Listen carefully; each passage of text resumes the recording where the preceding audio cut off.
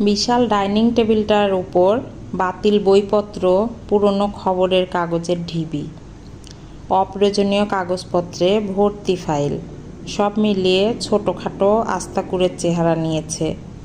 2 বছর আগেও এই টেবিল ঘিরেই ঘোষ পরিবারের সবাই একসাথে খেতে বসত। বিশাল সেগুন কাঠের টেবিল, চারধারে 10টা চেয়ার, একসাথে 10 জন খেতে বসতে পারত। ঘোষবাড়ির কর্তা যতদিন বেঁচে ছিলেন, প্রতি রাতে আর ছুটির দিনগুলোতে 3 ছেলে নাতি নাতনিদের নিয়ে খেতে বসতেন। ঘোষগিন্নির সাথে 3 বউয়েরা হাত লাগাতো পরিবেশনের কাজে। বাড়ির পোষা বিড়াল 3টে ম্যাও ম্যাও করে পায়ে পায়ে ঘুরে বেড়াতো মাছের কাঁটা পাওয়ার আশায়। বিশাল ডাইনিং টেবিল মুখরিত হয়ে উঠত সম্মিলিত হই হট্টগোলে। এখন সেই বেড়ালও নেই, কর্তাগিন্নিও নেই, অন্য সদস্যরা আছে, টেবিলটাও আছে, কিন্তু সকলে একসাথে খেতে বসার মানসিকতাটাই হারিয়ে গেছে। টেবিলটাও হারিয়েছে তার মান। সংসার জায়গাটা বড় অদ্ভুত। সম্পর্কের গিঁট কখন কিভাবে হঠাৎ আলগা হয়ে পড়ে কেউই ঠাহর করতে পারে না।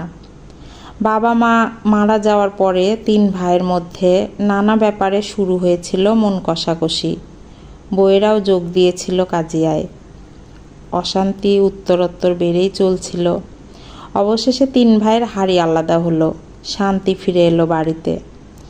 যদিও ওপর দিয়ে সব শান্ত দেখালেও ভেতরে ধিকে ধিকে আগুন জ্বলছিলই।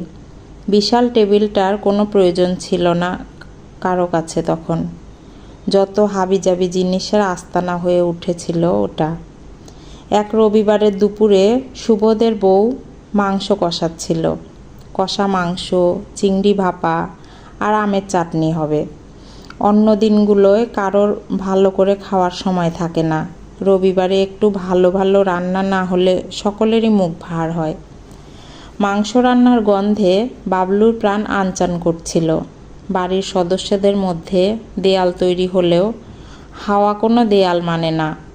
রান্নার গন্ধ এক ঘর থেকে অন্য ঘরে হানা দেয় বিনা বাধায়। মাকে বলে ফেলল বাবলু, কি সুন্দর গন্ধ বেরিয়েছে মা।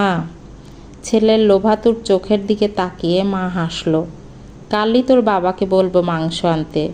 আজ রুই মাছের কালিয়া বানিয়েছি, খেয়ে দেখিস। ঠোঁট বাঁকায় বাবলু। কোথায় মাংস আর কোথায় মাছ?